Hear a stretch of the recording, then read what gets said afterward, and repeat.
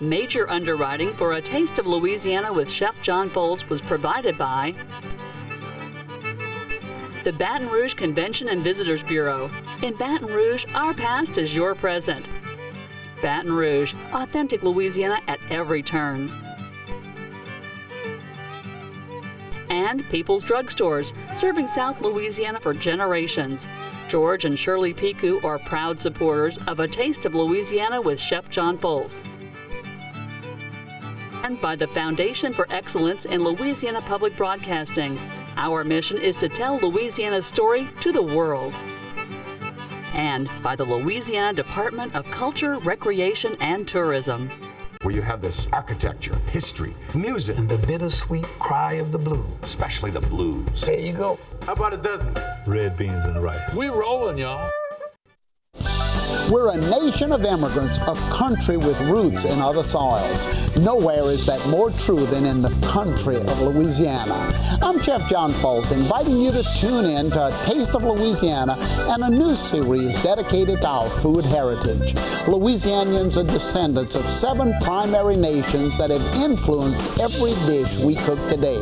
Welcome to A Taste of Louisiana.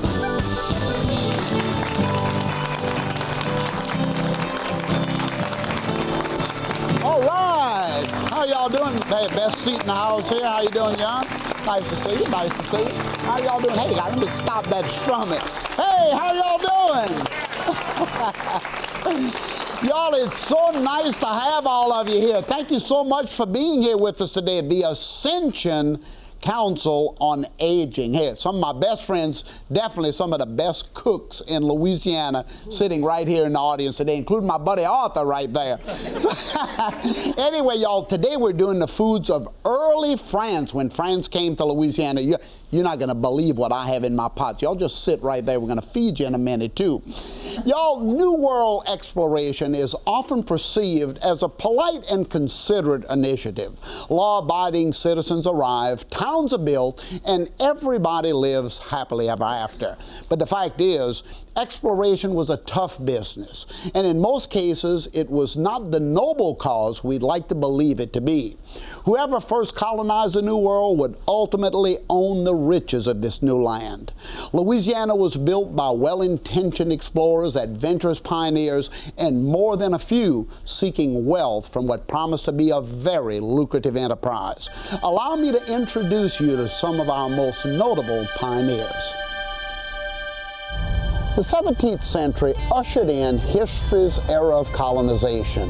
New places grew across North America: New Spain, New France, New England, New Amsterdam, and New Scotland or Nova Scotia. Colonization raged as Spain, France, and England vied for the Gulf of Mexico's northern rim. The first to colonize would be the first to dominate this vast new land. Louis XIV, the Sun King and Louisiana's namesake, directed from France the most epic adventures of discovery and exploration of the Mississippi River Valley. Marquette and Joliet were among the many explorers to this area. The Italian soldier Henri de Tonti, or the Iron Hand, traversed this land, as did Pierre Lemoyne, Sieur d'Iberville. But it was the French-Canadian René Robert Cavalier Sieur de La Salle who is officially recognized as the first to discover the Mississippi River's mouth and to claim the Louisiana Territory. On April 9, 1682, he named it La Louisiane for France. Although loyal to France, La Salle's ultimate goal was wealth, which he intended to gain by colonizing Louisiana. Perhaps a victim of his own deception, La Salle missed the mouth of the Mississippi River in 1684 and landed at present-day Galveston. His men mutinied, La Salle was murdered. Colonization continued with the French Canadians Pierre Lemoyne Sieur d'Iberville and his younger brother Jean-Baptiste Lemoyne Sieur de Bienville, who was to become one of Louisiana's first governors. Y'all, he was only 20 years old. Iberville and his colonizing expedition sailed from the French port La Rochelle on October 24, 1698.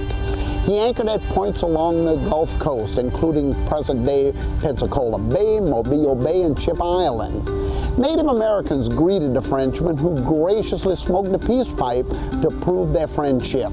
The French gave the Native Americans mirrors, beads, clothing, and rings to seal this important alliance.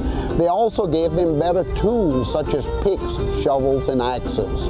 On February 27th, Iberville set out again with his company in search of the great river, which the Native Americans call Mississippi.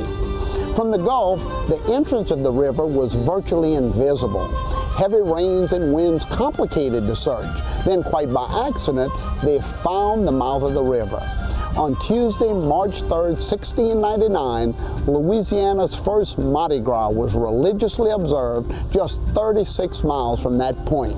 In his journal, Iberville noted, "We have given the name Mardi Gras to this point." By March 17th, the explorers had ventured upriver to an area of high bluffs where I'm standing today, on the campus of present-day Southern University. A stream here divided the Homeless and Bayagula hunting grounds. A tall maypole stained red with animal blood stood on the bank. Fish heads and bear bones were tied to the pole as a sacrifice.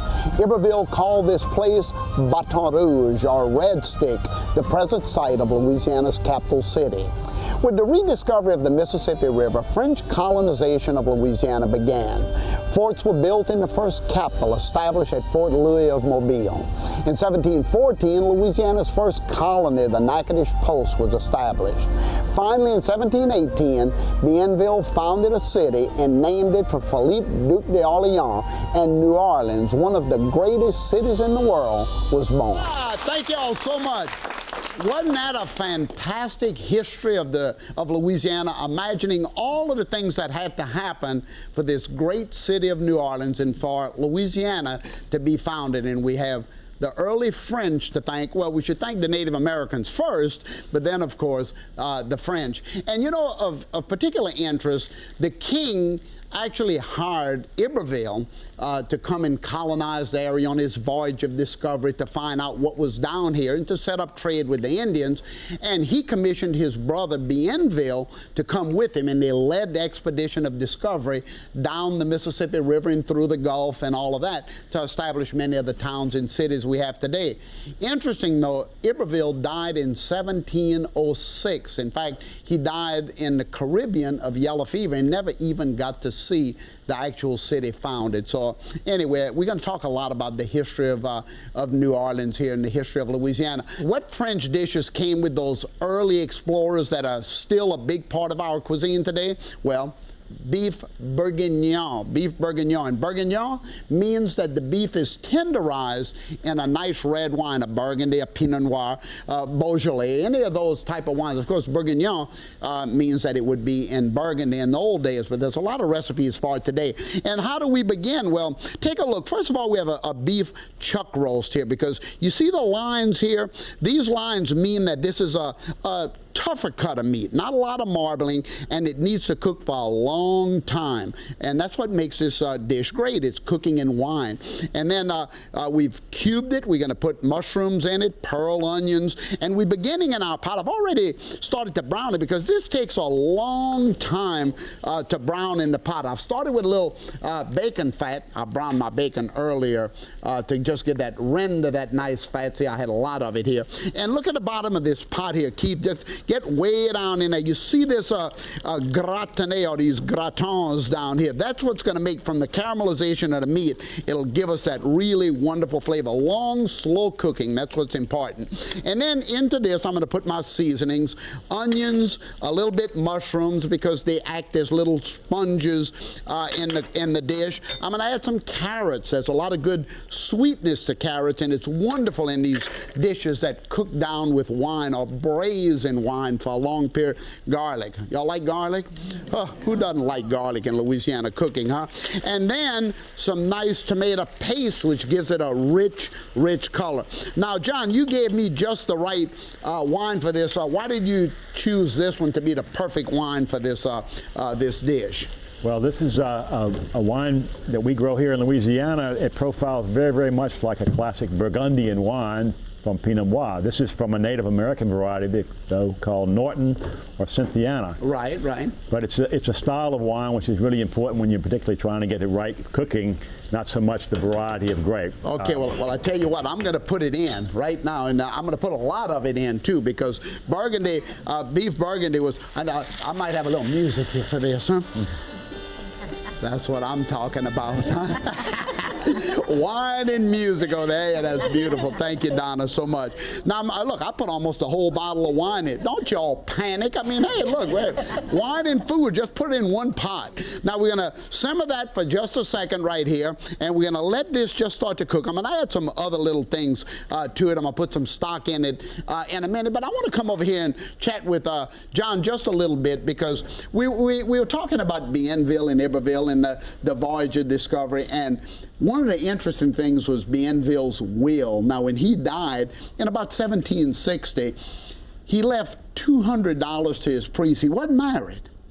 He left 300 masses to be said for him in his parish. His valet got $40 in all of his clothes. He left out there. But his cook got money too. In fact, he left $60 a year to his cook and valet. Now, his will, Louisiana has, you're an attorney by trade, and Louisiana has a different code of law that we practice here, right?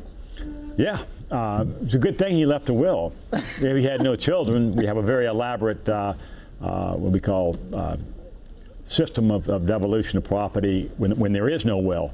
And of course, the cook would not have gotten anything. What? What? The cook? So obviously, he had his priorities right, and he took the time to write the will and took care of obviously somebody who was important to him. Now, as an attorney, how did you get into winemaking in Louisiana? Because Pontchartrain Vineyards is one of the premium wineries in Louisiana. What was that step? Well, I'm a native Louisianian, born and raised in New Orleans, but you have to go away to realize how important food is to the culture. And being a product, a child of our culture, I discovered wine is part of the food situation in the world, in my experience in Europe in the service. And it was something that just opened my eyes, and I started to explore that. Louisiana would be a good climate for it as well. Well, I want to chat a little bit more about that in a second, about the wine, and also about the site and situation of the New Orleans. We're going to talk about that in just a second. Thanks for the wine, huh? Great, my pleasure. By the way, I'm going to get a glass of it. So, y'all, here we are right here. We have our wine in the pot. I have a great stock here for my Bourguignon. Take a look at this, and I'm going to put, there's that stock. I have bones, and I have carrots, and I have wonderful things there. I'm going to put some of that rich beef stock right into it. Now, of course, you can make a stock by just boiling the meat in water. It'll do it for you. And then, of course, that is a wonderful flavor that's going into my pot. And then I can add my little pearl onions to it. I can throw this in. I can throw my big button mushrooms into it. I can season it with salt and pepper, put some nice spices in here. But this is going to cook for about 45 minutes. I have it already done. And we're going to take a look at it right here. The beef, look at that nice burgundy terrine I have here too. I have and I'm going to put it on top of noodles. I'm not going to serve it like we do in Louisiana over rice. Take a look at how rich that is. Oh, look at that. Ooh, I know it. I know it. I know you're miserable. Take a look at that, how beautiful that is, John. I can smell that wine all the way out here. And naturally, I dirtied up my my beautiful plate here. So, Keith, you get a good shot of that. That's absolutely gorgeous right there. The boucherie, or hog killing, is one of the most celebrated events of the winter season here in Louisiana. Family and friends will come together to slaughter a hog for fresh meat, which later can be smoked into hams and sausages and hogshead cheese and all that other good stuff. Louisiana delicacies that emerge from the boucherie are things like Boudin Blanc and Boudin Rouge. For the red Boudin, or blood sausage, the sang de pork, or pig's blood, is collected and combined immediately with salt and vinegar. That keeps it from coagulating. Louisiana Boudin can be traced to a similar sausage still made in France today. My brother Jerry's a great sausage maker, not as good as I am, but he's going to give us a lesson in making Boudin with his good friends, Buddy Bailey and Lucien Perkins. All right, so Boudin is ready, huh? Yep. So now I see the casings all nice and clean. The hog casings are are done, run water through them, and they're good and clean. So we're going to make 3 different boudins here today, right? Right. We've got one that we're going to make without rice. Without rice. The plain old Cajun boudin that we had on the River Road. Right. And then we're going to do one like they did in Acadiana with rice. Yeah, that's where the rice country is. We mix it all. We're doing rice everywhere now, but when we were young, we didn't have rice in boudin. Right. And then over here, we're doing a blood boudin. Okay, good. Well, why don't you mix this up, and Mr. Bailey, why don't you jump over here and tell me a little bit about this. Now, this is some of the same meat, right? Same meat we use there, and the only thing we do, we add the blood to it. Yep, and just mix it up, and we stuff it in the key. Right. We're making a boudin rouge, we call that, or a red boudin. Red boudin. Blood sausage, different things you hear. Blood pudding, you've heard it called. A whole bunch of different stuff. Now, do you add a little bit meat as you need it, or you think that's enough? A little bit more meat. Okay, let me grab a little bit for you here. There you go. And now it's all seasoned already. Right. You might have to adjust a little bit with the rice. Casings are ready. The stuffer's ready. So now it's just a matter of putting it all together, right? That's correct. Right, and what we do is just take a little taste. And it does need a little more salt. Okay. A little more pepper as well. All right. Black pepper, Johnny. All right, I'm gonna put a little black pepper in there like that. I'm gonna throw some in the red boudin. And y'all, and when in a minute we're gonna come back and watch your stuff, because I see the casings are ready to go in that old stuffer over there. Okay. All right, This good. is gonna be some good boudin.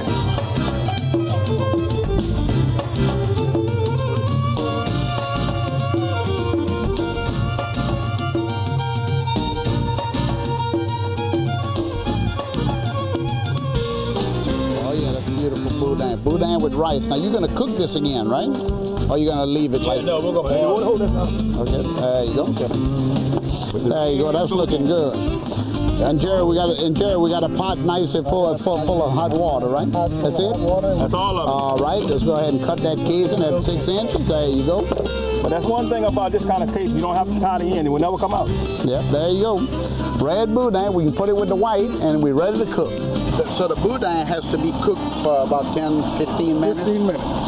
Most of that is because of the casing in your rice. I don't know if your rice is cooked all the way, but a lot of people let the rice, they don't cook it all the way. And the casing needs to cook around the sausage. Okay, let's start. Just kind of solidify. Go ahead and put it in there. That'll be good. And it doesn't take long, huh? Just a couple of minutes. 15 minutes at most. Yeah. A heck of a good sausage. It's the best sausage there is.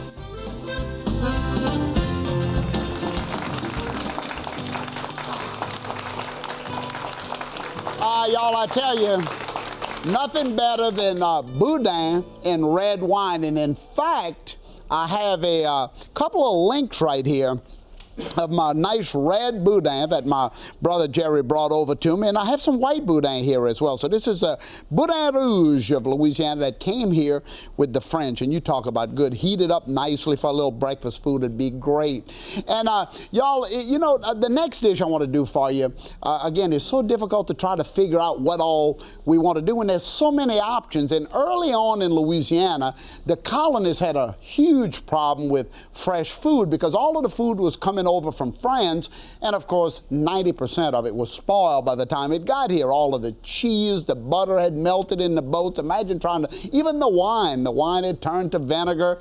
A lot of problems with food, so emerging industries started right away to start to produce those. And the dairy industry of Louisiana was born with the incoming of the French and then the Germans later on. And great cheese making. I want to show you some of the wonderful cheeses that started out in Louisiana early on. The triple cremes from France. This is 80% butterfat, y'all, 80%. But when you eat it, you die with a smile on your face, they say, huh? And then, of course, the triple cream, this is like the Saint Andre. The Brie is a double cream. Brie and Camembert is a double cream. And under this Napoleon cloche, which was actually from the Napoleon era, about 1800, this is a gorgeous piece.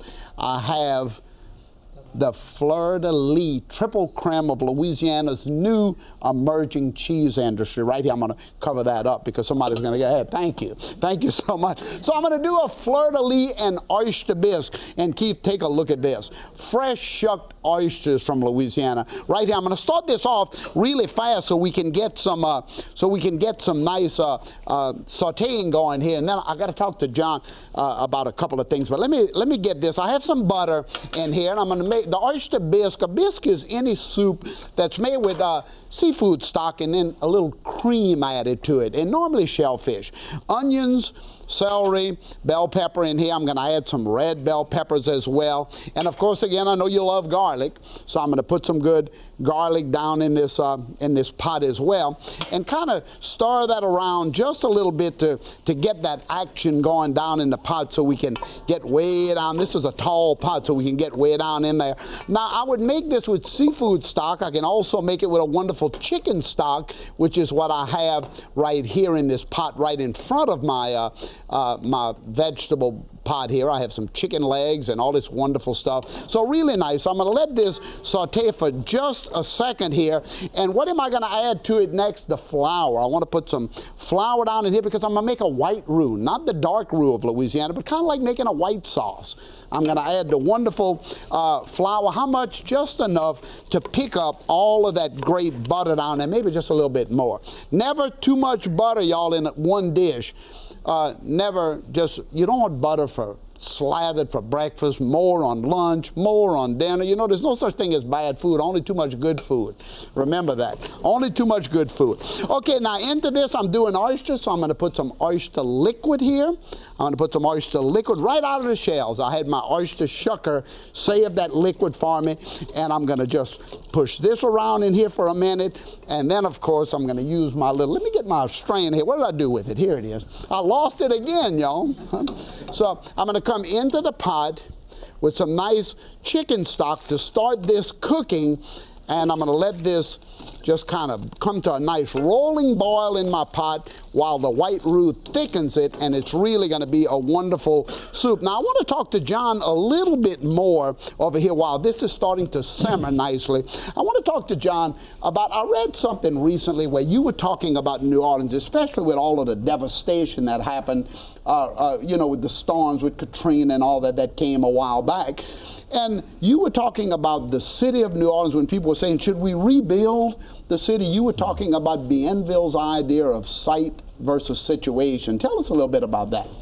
Well, there was a wise decision made by Bienville with respect to, he knew, and everybody since then knew, that the site of New Orleans is a precarious one, geographically and whatever, but strategically located in a place where you would control the major waterway of draining North America. But the situation becomes important in that he views the whole region as something that can influence the world. Because the Mississippi River is coming in from the Gulf, tying into all of the oceans. Everything that happens in America is coming down the river in. So it's affecting everything we do, from goods and commerce and of course wine growing as well. So it was a very wise decision. There was encouragement about people growing olive trees here. What do you think about all this new stuff that actually Bienville suggested?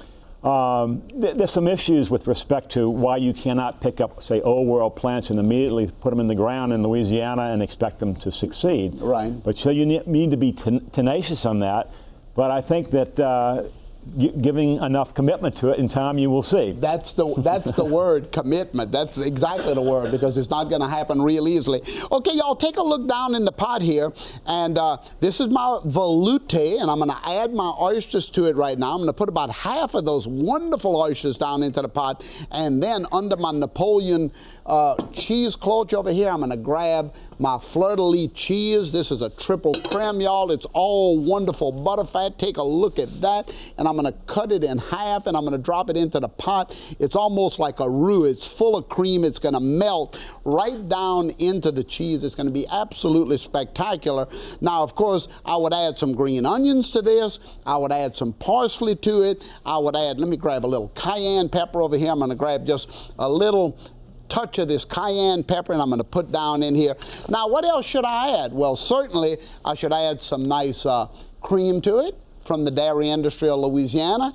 I could certainly come in, if you don't want cream, add a little skim milk or something like that to it. It's going to really make it nice and rich. I have some already done over here, and you want to always serve this in a nice nice bowl. Take a look at how beautiful this is. I'm going to stir this around here. You can even serve this with a platter of oysters right next to it, and of course, John, a nice glass of that port, right? So you can pour me a glass. I'm going to have a glass of that port with you here.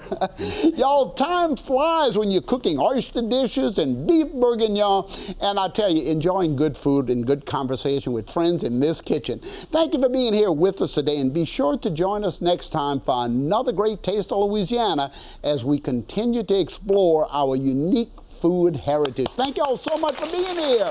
We're going to eat. John, thanks so much. You got a little glass of that port. There you go, right there. Thank y'all.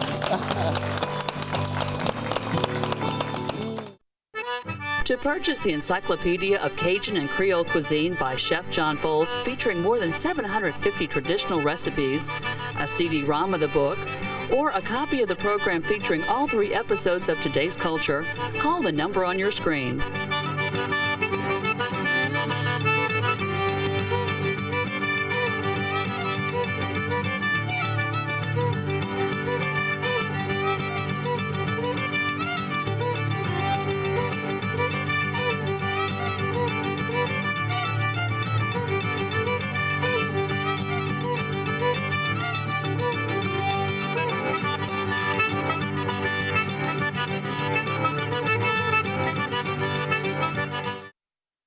Major underwriting for A Taste of Louisiana with Chef John Folse was provided by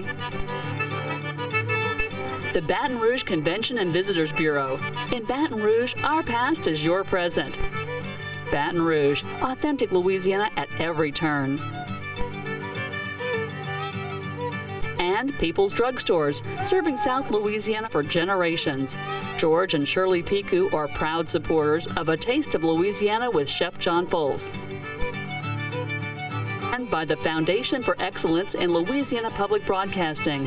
Our mission is to tell Louisiana's story to the world. And by the Louisiana Department of Culture, Recreation, and Tourism. Where you have this architecture, history, music, And the bittersweet cry of the blues. especially the blues. There you go. How about a dozen? Red beans and rice. We rolling, y'all.